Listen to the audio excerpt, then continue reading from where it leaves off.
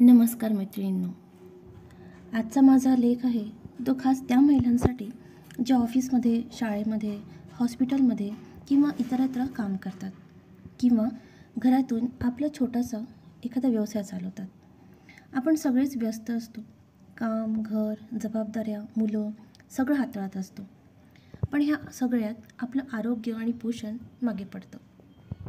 सकाळच्या घाईगडबडीत breakfast skip होतो. दुपारी जे काही मिळेल ते खाल्लं जातं. संध्याकाळी भूक लागली की चहा आणि बिस्किट आहेतच. आणि रात्री थकल्यावर कसंबसं जेवण करायचं. आणि मग सुरू होतात थकवा, ॲसिडिटी, चिडचिड, हेअरफॉल यासारख्या तब्येतीच्या कुरबुरी. पण खरं सांगेन, आरोग्य चांगलं ठेवायचं असेल ना, तर मोठ्या गोष्टींची गरजच नाही मुळात.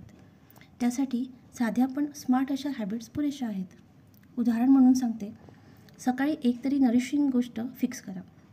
दूध, केळ, बदाम किंवा चटकन तयार होणारा उपमा किंवा पोहे. हे पदार्थ फार वेळ घेणार नाही आणि एनर्जी पण मिळेल. ऑफिसमध्ये ड्रायफ्रूट्स पाऊच, रोस्टेड चणे किंवा घरचेच ताक आणि पाणी सोबत ठेवा. पाणी पिणं विसरू नका. संध्याकाळी भूक लागते तेव्हा बिस्किट्स नको. त्याऐवजी भाजलेल्या हरभऱ्याचे लाडू, खजूर आणि सुकामेवा किंवा सुकी भेळ हे घरून घेऊन जायला आणि आपल्या सोयीनुसार कुठेही खाता येईल. रात्री वेळ कमी असेल तर व्हेजिटेबल खिचडी, दलिया किंवा तांदळाचे थालीपीठ हे सगळं सहज बनतं, हलकं असतं आणि पौष्टिक पण. आणि हो, जेवताना मोबाईल बाजूला ठेवला तर उत्तमच. स्क्रीनसमोर खाल्लं की जेवणात तर लक्ष राहत नाहीच, पण पोट भरलं की नाही हेही कळत नाही. मग सुरू होतो ब्लोटिंग, ॲसिडिटी याचं चक्र. दररोज एक फळ खायचं ठरवा. सफरचंद, केळ, पेरू जे सहज मिळेल ते.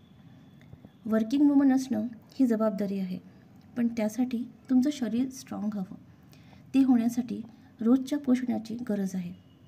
आजपासून एक छोटा बदल किंवा चेंज करा. एक हेल्दी गोष्ट ॲड करा. जे आणि जसं शक्य होईल ते करा. परफेक्ट नसलं तरी चालेल. तुम्ही तुमच्यासाठी काहीतरी केलं हेच महत्त्वाचं. स्वतःची काळजी घेणं म्हणजे आपल्या प्रियजनांवर प्रेम करणं. व्हिडिओ आवडला असेल तर लाईक करा, शेअर करा आणि चॅनलला सबस्क्राईब करा. आपल्या आरोग्यासाठी, आपल्या गरजांसाठी भेटू पुन्हा अशाच रिअल आणि सिम्पल टिप्स घेऊन. Till then, stay energetic, stay healthy and good bye.